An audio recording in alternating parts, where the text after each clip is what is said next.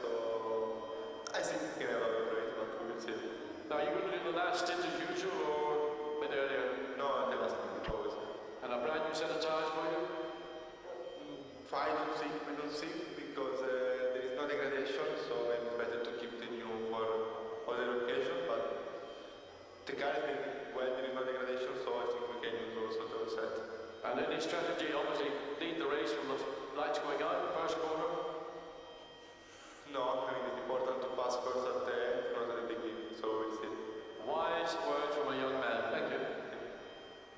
This is the epic outline of Silverstone, opened in 1948, changed from time to time over the years, but still the essence of this place is that it's a circuit built on a perimeter road of a World War II fighter station, and as you can see there is a lot of flow around the outside of the circuit with some incredible sectors.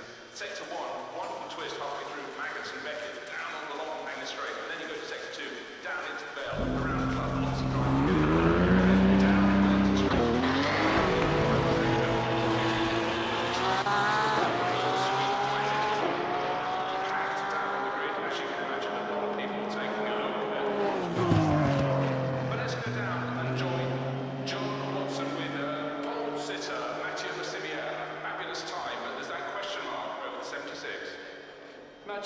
all I can say is a truly stunning qualifying lap.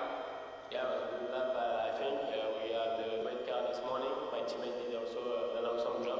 So that put us in pole, so we are really happy and looking forward to a good result in that race. Well, that's another story that will be sorted out once the race is over. But you've got, I mean, unbelievable advantage over most of the field. The 88 Mercedes beside you, though, is going to be a big threat. Yeah, we will see where we will be in the race with the tire management and everything, so looking forward to it. For the moment, everything looks great, so we'll see who is the rivals and how far or close they are. Well, with that kind of pace, it's not going to be a difficult afternoon. Thank you. So Mathieu keeping it fairly buttoned up there, but I tell you, his teammates were massively impressed with his time when he got out of the car, because apparently he got out and just went, whoa, that was a good one. But do not underestimate, particularly Raffaele Marcello, who will be in the 88 car. It won't be started by the Italian race, they will be assisted in that.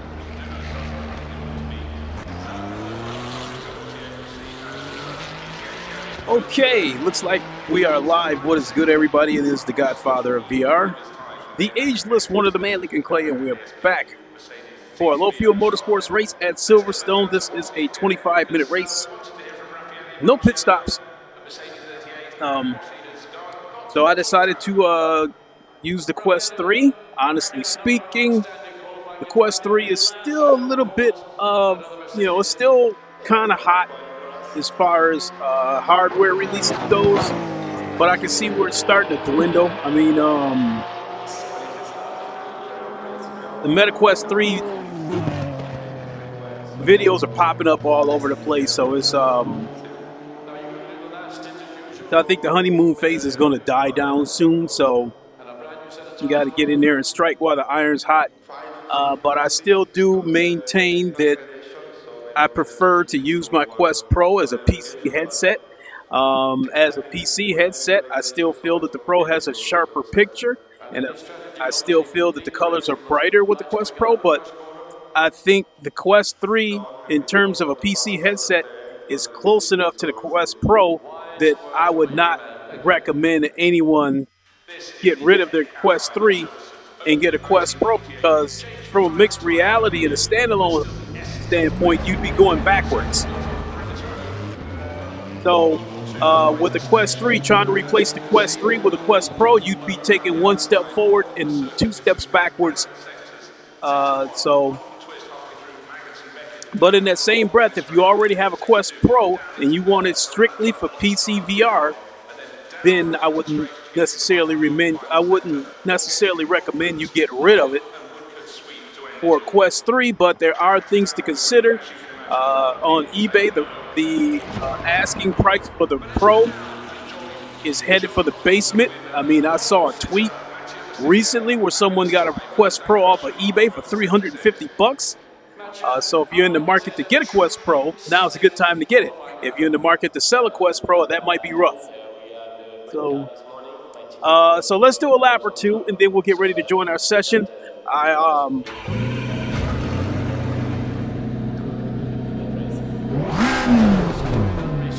Before, on my last ACC stream using the MetaQuest 3, I had stated that wearing the Quest 3 felt like I was wearing binoculars. It still does, but that's mainly because of the face gasket covering everything. Whereas with the Quest Pro, you've got rubber side blockers and everything's not closed in. The bottom is still open, and the Quest doesn't. The Quest Pro doesn't feel like it's pressing up against your face because of the rubber side blockers. So it feels a little more open. It feels a little more free. Great Tantrum said, I see you in your Quest 3. Yeah. Is it now your driver headset? No. Prodigy XP said, hey Lincoln. Hey Prodigy, how's it going? Tantrum. No, the Quest Pro is still my daily driver as a PC headset. I'm being honest in saying that I'm streaming this using the Quest 3 because I'm striking while the iron is still hot. The Quest 3 is still a hot topic, but I do see it dying down soon. 6 months from now, if I do a stream, whether it says MetaQuest 3 or MetaQuest Pro on the title, is it going to make a difference? But now it is, because it's still a hot topic. And I mean, the last stream that I did, it's sitting on close to 2,000 views now, which I rarely get into that territory in such a short time. But the Quest 3 is still a hot topic, so why not? You know, strike while the iron's still hot. So I'm being honest about it. So this, you know, no kind of clickbait or lies or shilling involved. I'm just being honest. But again, you know, the Quest Pro is still my daily driver. I still feel that the Quest Pro has a sharper picture. I still feel that the Quest Pro has brighter colors. I would probably say that the one case that could be made for the Quest 3 using it as a PC headset is that there might be a little less screen door effect, but it's so close, it's splitting hairs. I will say that driving wearing the Quest 3 versus the Quest Pro, I've said it before, with the Quest 3 I still feel like I'm wearing binoculars, just very wide binoculars, where as the Quest Pro, because of the rubber side blockers and the bottom being open, it feels a little more free, and to me that makes it feel a little bit immersive. So the FOV on the Quest 3 is a little bit wider than the Quest Pro, 110 degrees versus 105. And now that I've, you know, went back and forth between the headsets enough times, I can see the difference in the FOV, but it's Great just that the Quest 3 feels like a wide set of binoculars. What? Quest 3 has a higher resolution and the colors. Low tire pressure, stay away from curbs. That's maybe as a standalone headset that you could argue that, but my eyes are telling me that as a PC headset, the Quest Pro has slightly brighter colors because the Quest 3 actually looks a little bit darker. And the picture's a little bit sharper.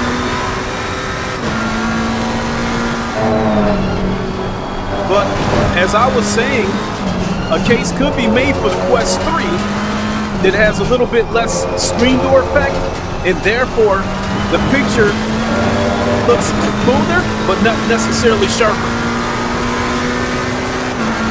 The Quest 3 definitely has a much louder audio than the Quest Pro, because I'm having to shout over the engine noise.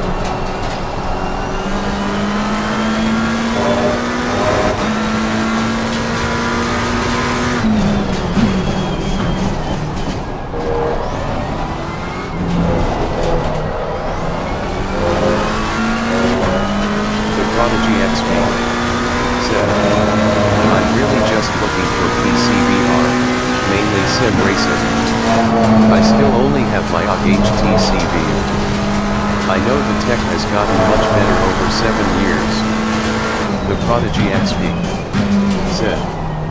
That said, I'm still wondering if it's worth going to the Quest 3 for racing, especially considering latency and compression.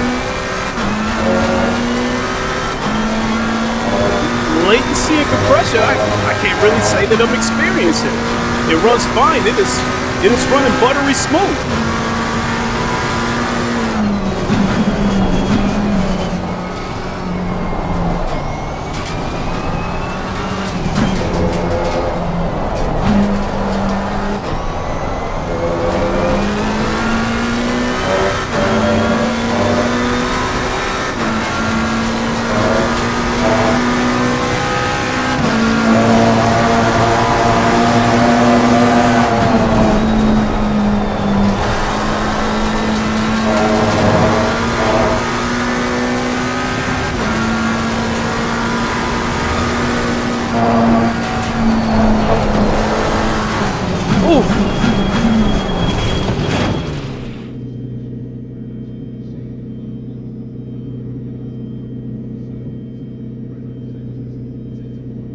I will say that being that the Quest 3 has a little bit smoother of a picture with a little less screen door, could be me, but the road is a little more blended with the runoff and the grass. I don't know what it is about this. Maybe it's just me being so used to the Quest Pro, but I feel a little more comfortable racing with the Quest Pro.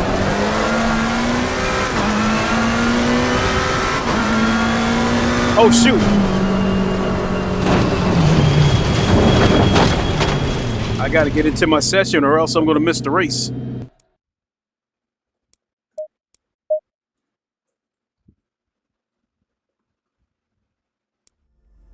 Now, if Prodigy, if you're working with the regular HTC Vive, then yes, I think the Quest 3 would be a massive upgrade across the board.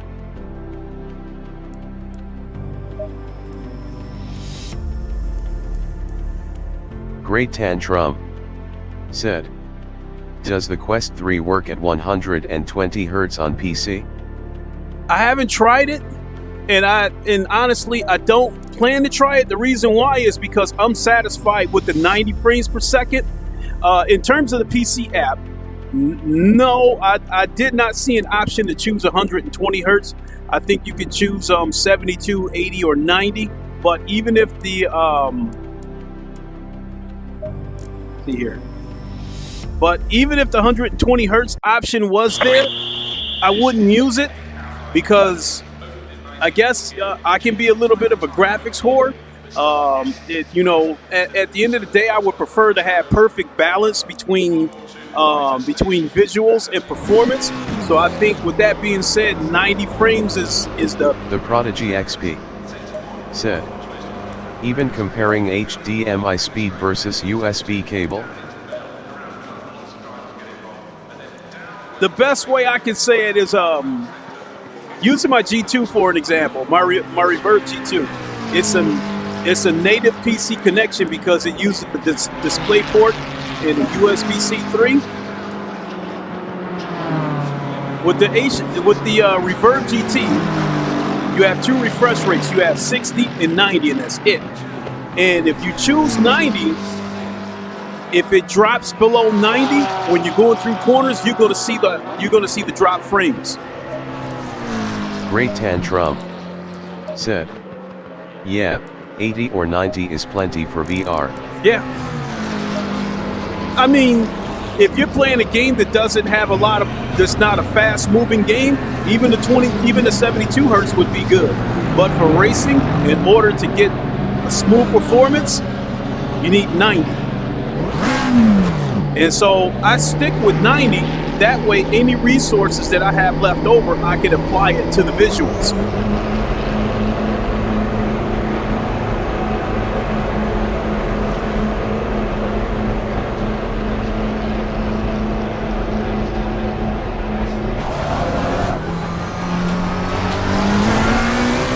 People have criticized the horizontal FOV of the Quest 3. I'm fine with it. I mean, Great Tantrum said, makes sense. Slow car, man.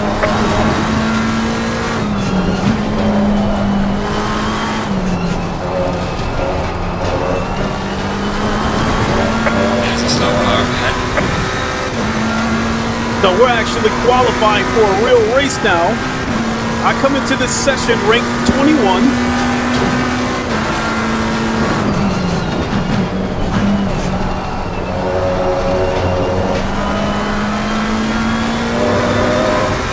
Great tantrum.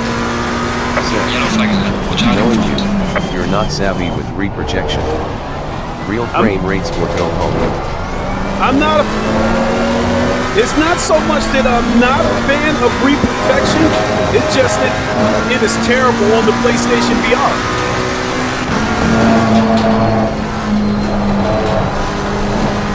The reprojection with the Quest platform is called a synchronous space warp, and it's not that bad. You know, it's not bad. The Prodigy XP said, "You are using USB link now, right? I don't want to bother with Wi-Fi since I know my Orbi Wi-Fi 6 mesh supposedly has issues with Quest and I don't want to upgrade just for my headset." No, I'm using the link cable because especially with racing games, if you try to play it wirelessly, it's definitely going to take up some more of your resources, and if your computer doesn't have enough overhead, it could be very laggy. So a hardwired connection is still the best to me.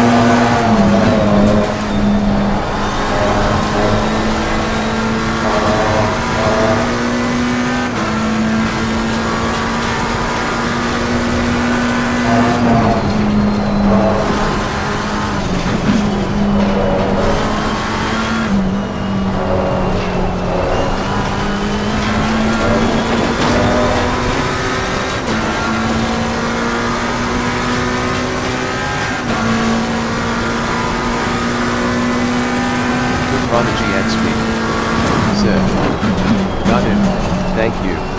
No problem.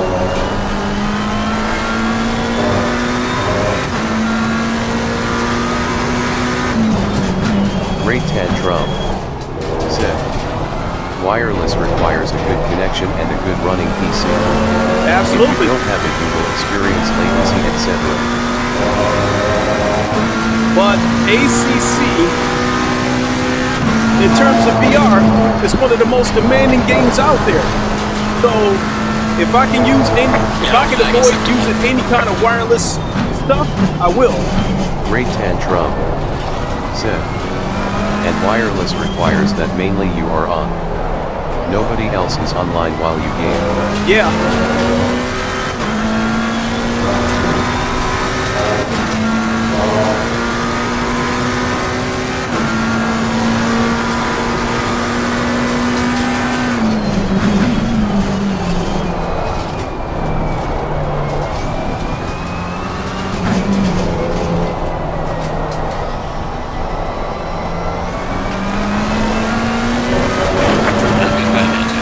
Oh my God!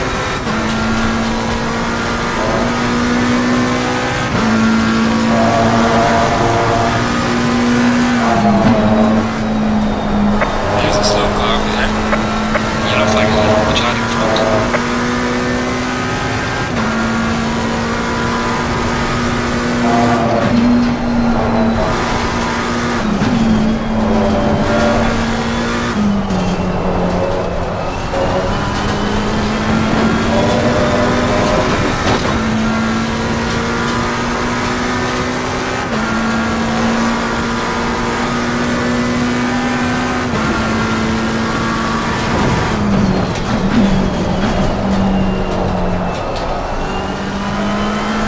Great tantrum said, "As much as I am interested in the Quest 3, I find it a shame that it has no display port."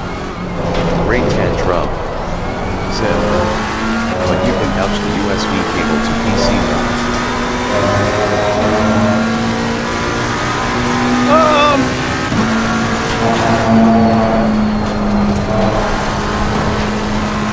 How do I answer that one? I mean, for those who still want a native connection, that's fine.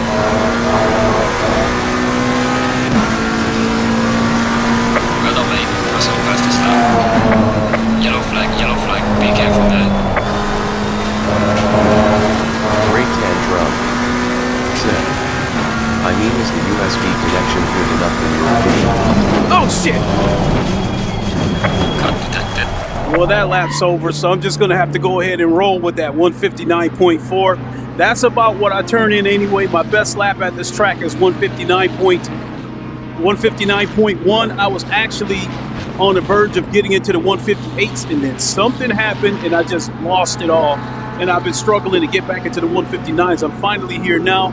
Let me have a quick look at your comment, Tantrum.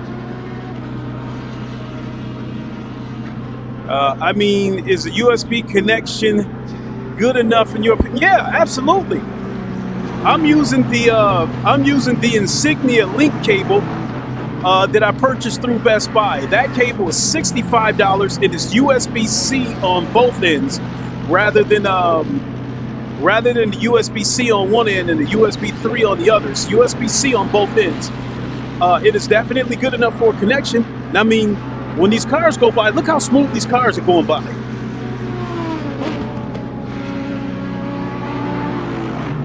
Buttery smooth as I see these cars go by. If I was in Gran Turismo GT7, as I'm watching these cars go by, they would have a huge ghost trail behind them. So yeah, getting back into that topic, the asynchronous space warp on the Meta platform isn't bad. It isn't bad. The ghost trail is barely noticeable. Whereas on PSVR 2, the ghost trail is so bad it looks like somebody stretched the back end of the car.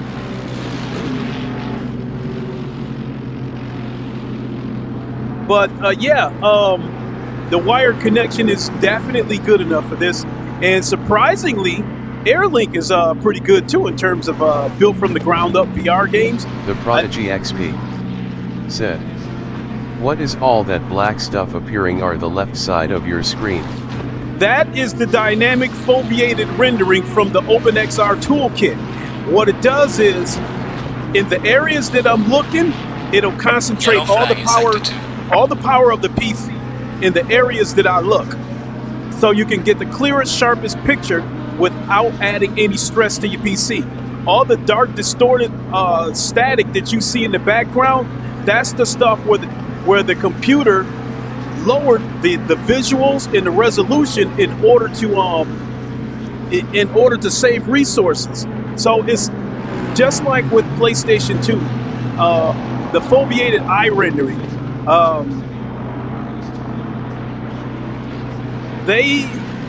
If you look at people who play GT7 through PSVR 2, you'll notice around the outside of the edges look pixelated, whereas the center looks clear.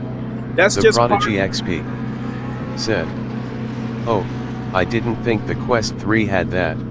No, it's not about whether it was related to eye tracking. No, it's related to the OpenXR toolkit. It's about the toolkit and not the headset. Because if I was wearing the Quest Pro, you wouldn't see the distortion. You wouldn't see it that much because the OpenXR toolkit, the dynamic foveated rendering, also supports eye tracking. So whenever I use my Quest Pro, I can look anywhere and you guys will still see a clear picture, and you might notice the distortion moving around. But I can look anywhere and it'll be a clear fixed picture. FOV rendering, not eye tracked. Yellow flag is That's the difference right there. It's fixed. Because the Quest 3 does not have eye tracking, it's fixed rendering. Whereas Great Tantrum said, "All headsets is capable of fixed FOV rendering." And so even that's why with a lot of these headsets, the sweet spot is clear, and outside of the sweet spot is blurry. Sorry.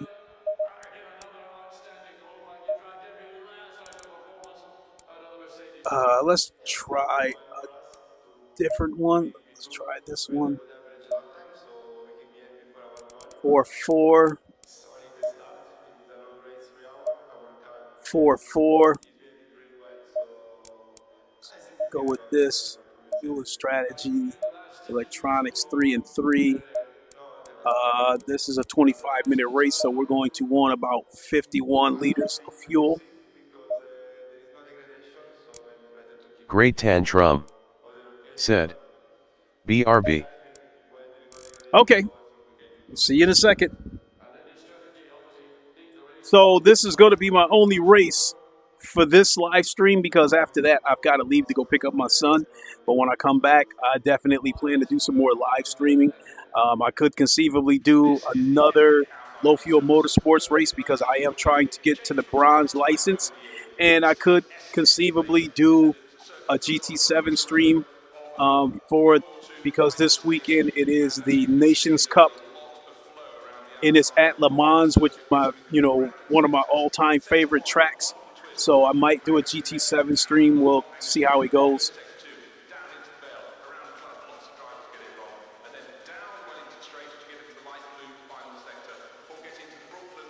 30 seconds. So I qualified 17th, and I'm ranked 21st. I'm not going to have the pace to be faster than these guys. All I need to do is have the pace to stay with them, and as these guys start wiping each other out, I can just drive right through it.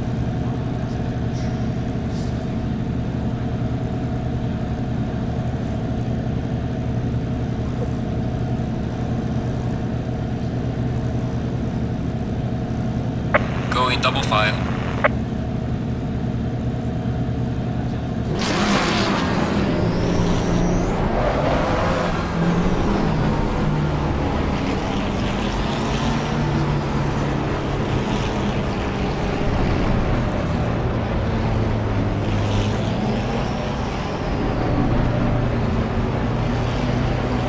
Come on, dude, get up there.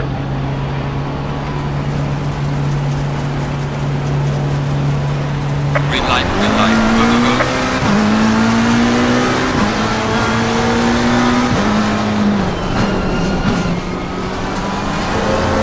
Car on the left. Clear on the left.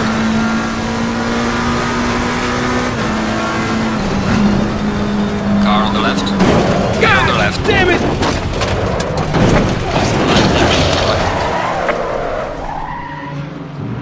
He shot in like a missile. I seen it.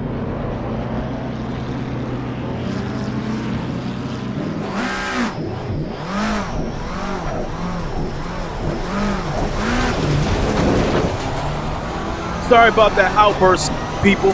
What the hell was he thinking about? You at the back of the pack and you come charging in like that. You think you're going to get past 20 cars that's jammed up in the chicane?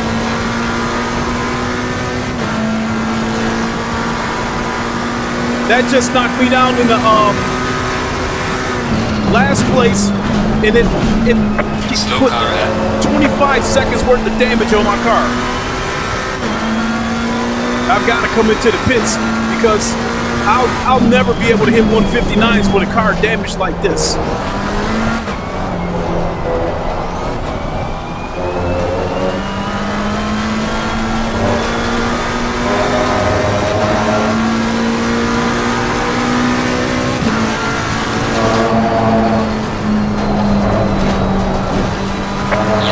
Yellow flag, be careful. There's a slow car behind.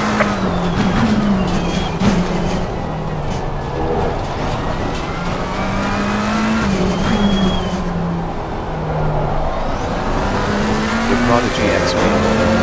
Sick. And that is why I still just racing the AI slightly smiling face. Slow car ahead. Oh my God.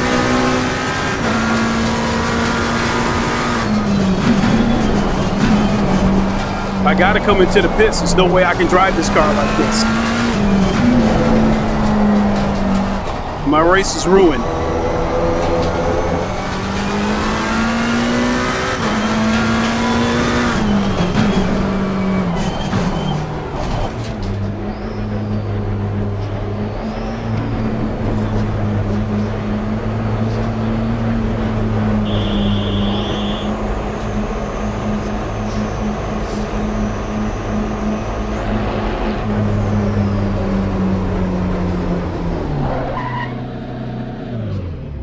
Oh my God.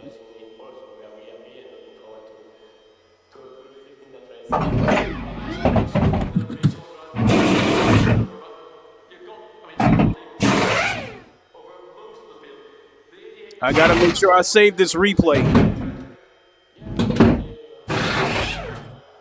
Basically, the guy, whoever wrecked me, chances are he's gonna come back and send a message saying he's sorry, hoping that I won't report him. I've never reported anybody on low fuel motorsports, no matter how mad I've gotten in the past, and no matter how many times I had a good chance that of getting this person penalized. But there is no excuse for that. We're basically at turn 2, and this guy comes plowing in. I don't know what in the hell made him think he was going to be able to knife his way through over 20 cars going through a chicane. There's almost 30 cars in this race. Come on, go.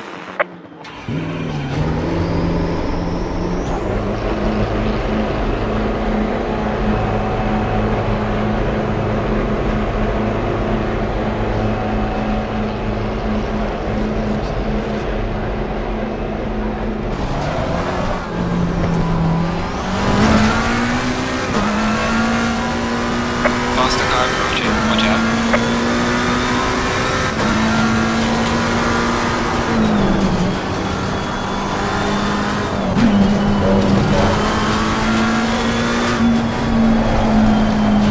Faster car coming up behind you.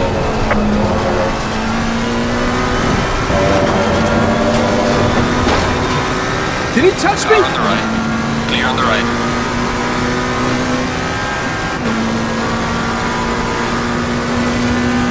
Faster car behind you.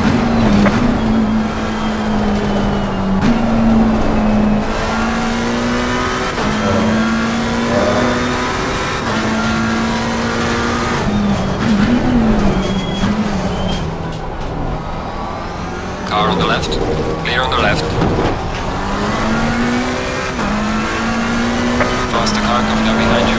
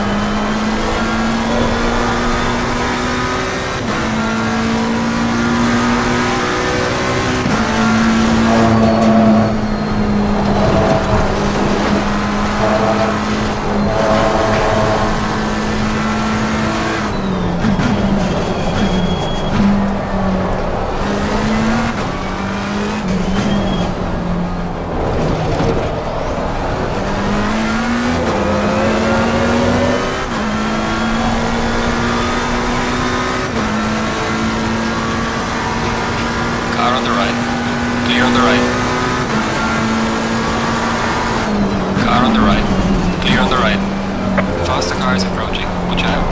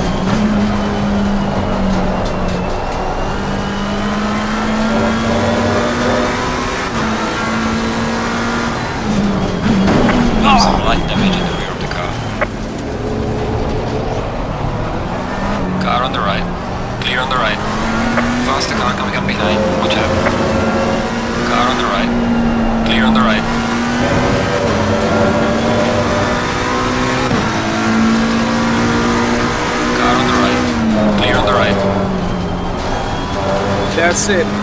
He's the last car I'm letting Faster through. car coming up behind you.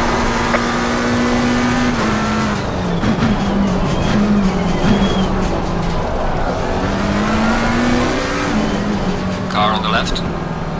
Clear on the left.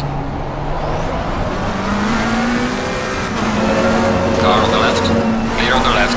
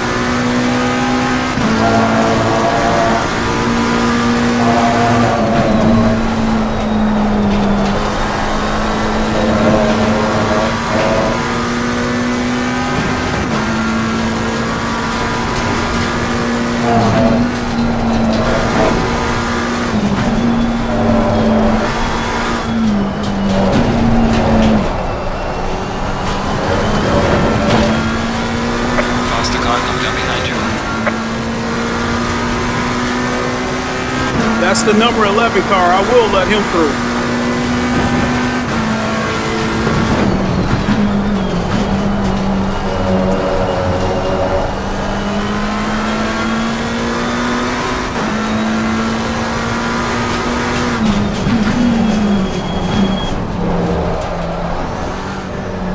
Car on the right. Clear on the right. Faster car coming up behind you. Car on the left. Clear on the left. Shit. Faster car approaching. God damn. That guy that took me out, he basically ruined my entire race.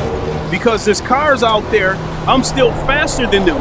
But because I'm down a lap, the game is telling me the faster cars are coming through, and it's ordering me to move over. Because there's a rule in this, in low-field motorsports, if faster cars are closing in on you, you have to let them through. You can't try to defend your position, especially if you're like over a lap down. You're not going to win the race. So that guy who knocked me off the track just totally destroyed my entire race.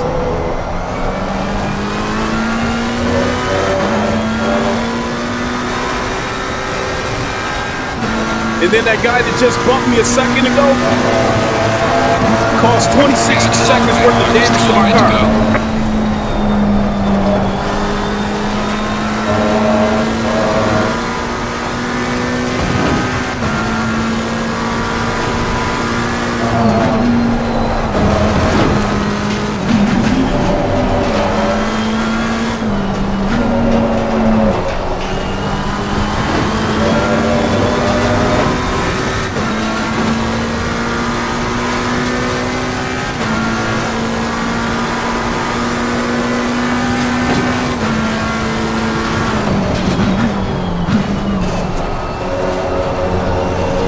After this race, we're going to go back and have a look at that accident.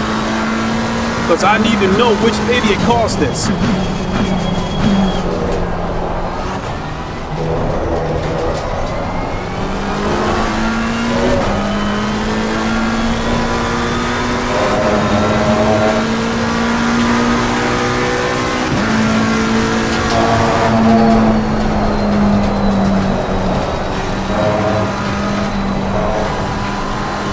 Still got over 11 minutes to go.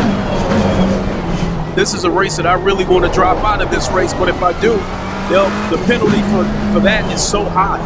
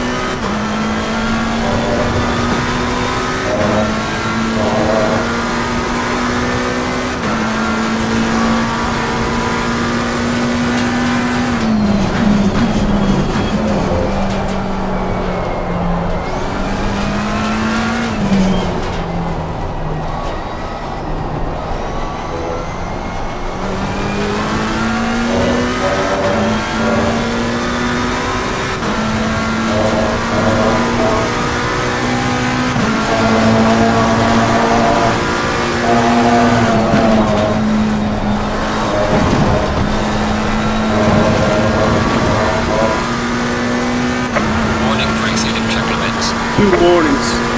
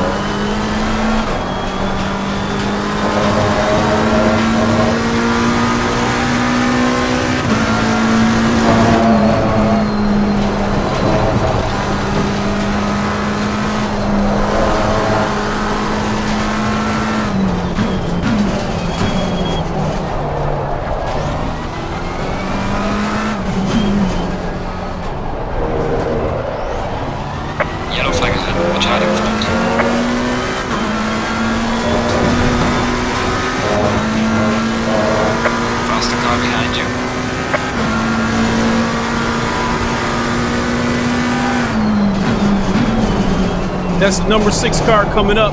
Unfortunately, I'm going to have to let him through.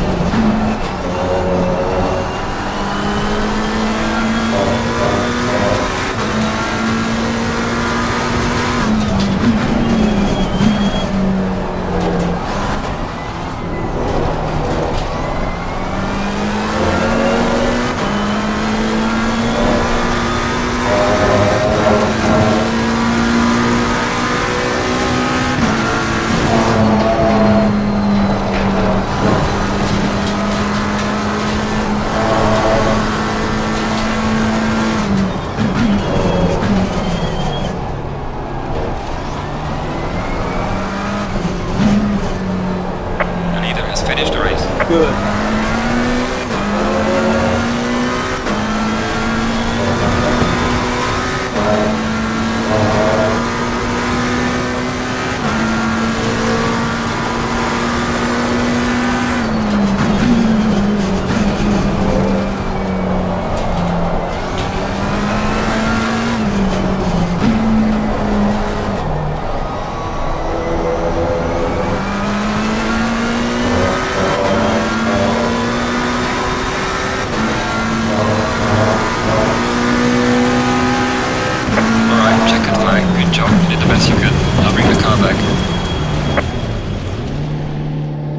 Let's get that replay.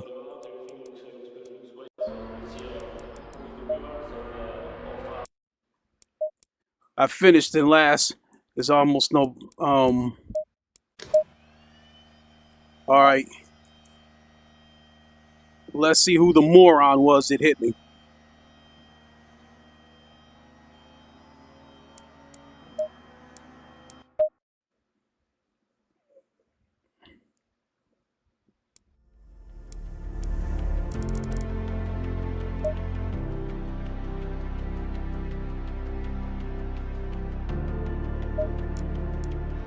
Apologies for that outburst, but that stuff is just so uncalled for. This is the epic outline of Silverstone, opened in 1948, changed from time to time. All right, we'll watch it from here because we weren't even past the first lap.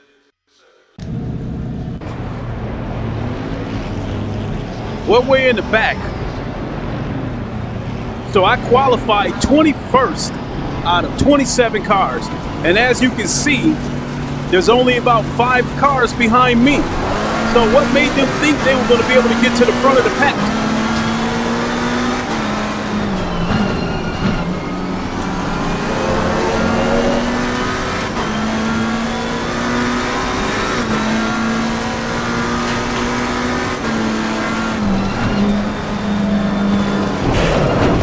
Yep, he's getting reported. There was no excuse for what he did.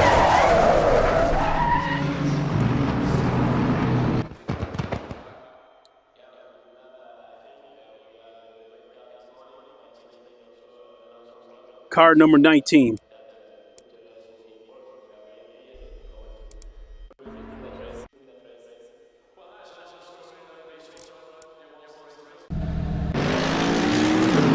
This guy right here. He tried to charge through the chicane.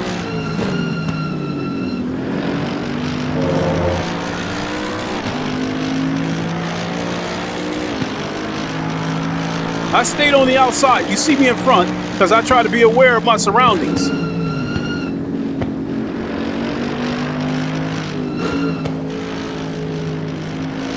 Yeah, number 19. All right, let's go inside his car and see what he was thinking when he did that shit.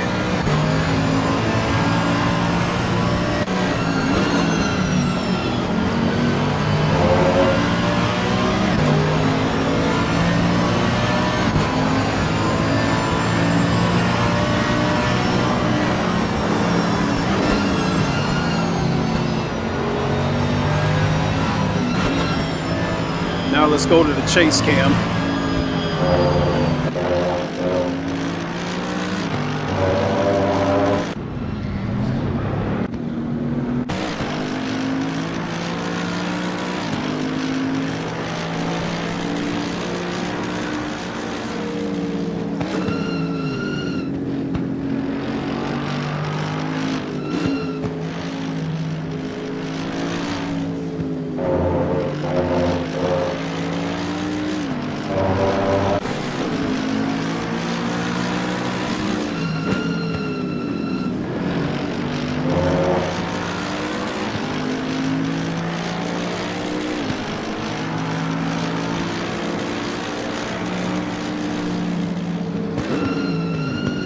Hockey said, "How's the Quest 3 treating you, brother? Haven't been in here in a long time."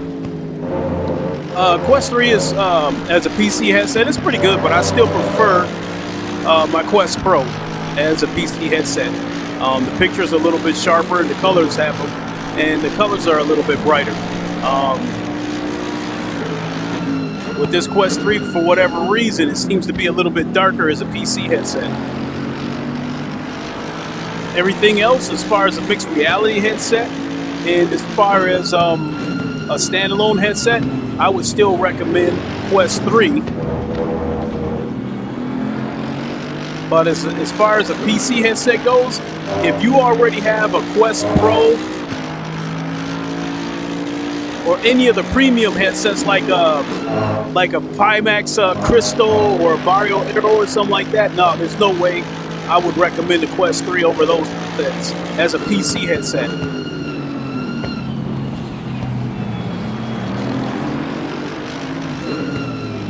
So yeah, let me have one more look at what that idiot did.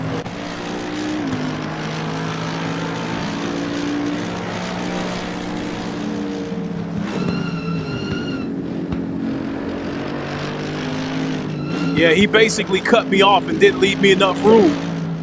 Because I would have been forced to go into the grass had I known he was there.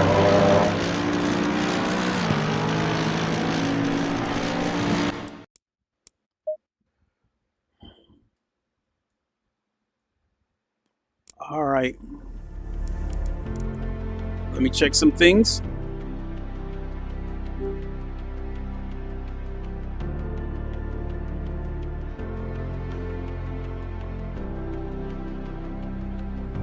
Okay, 12 and 6. All right, let's go back and Prodigy, you said that's why I still just racing the AI. If you got the aggression turned up, like if you got the aggression turned up in the 90s, the AI is just as bad.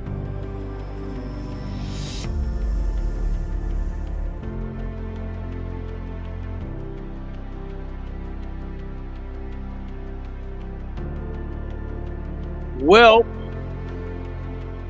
I lost 73 ELO from that hit.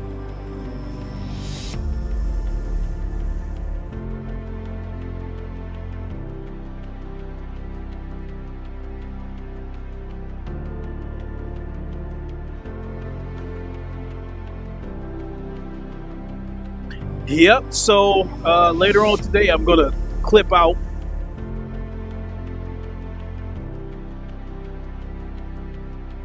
I'm gonna make when you report someone, you have to make a clip of basically 3 different angles so you can make a point that it was uncontestable that the person is at fault.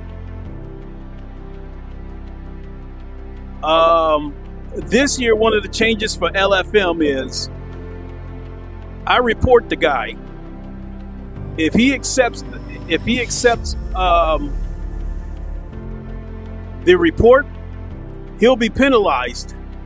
But if he contests the report, then that means LFM gets involved. And then they have somebody look over the incident, and then they'll determine whether there was an infraction or not. And if they determine that there was an infraction, the guilty party will be penalized even heavier.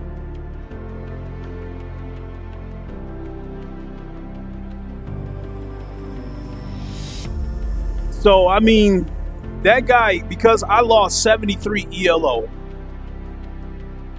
it'll probably take me 2 races of having a top 10 finish to get that ELO back. With low fuel motorsports, in my opinion, if you take a hit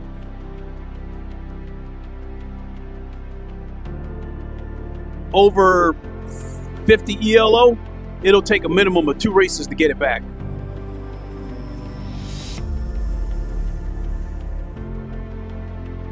So the guy was number 19. He finished 13th, and he's from Spain.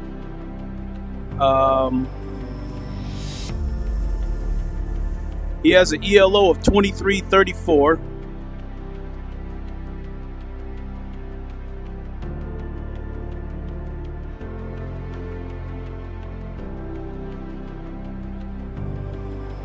Let's see what his driver rating is. So he's at least a bronze.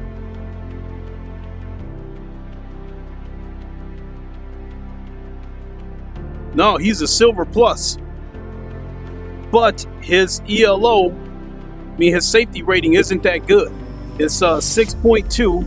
My safety rating was maxed out at 9.99 before that accident happened.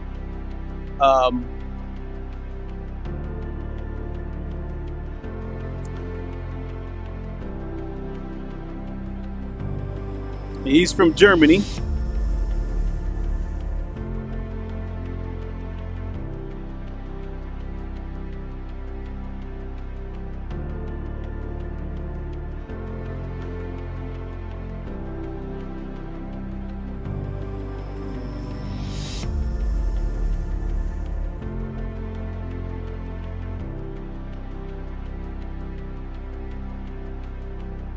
So I'm not going to bother even sending this guy a message, because when you send someone a message, in my opinion, you're letting them know that you're mad at them, but you probably won't report him. I'm not going to talk to this guy. I'm not going to send him any kind of messages, letting him know what kind of idiot he was. I'm just simply going to report him and let it go from there. So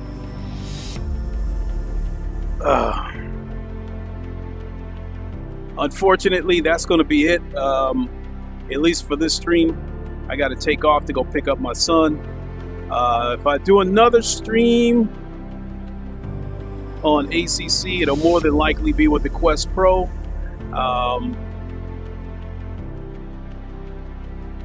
So I think with the Quest 3, we've pretty much entered the honeymoon phase. It's about over. And it's time to get back to my Quest Pro as a PC headset.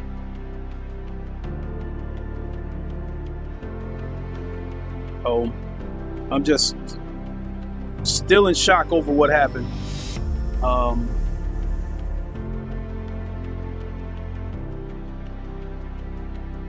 So yeah, unfortunately, that's going to do it for me.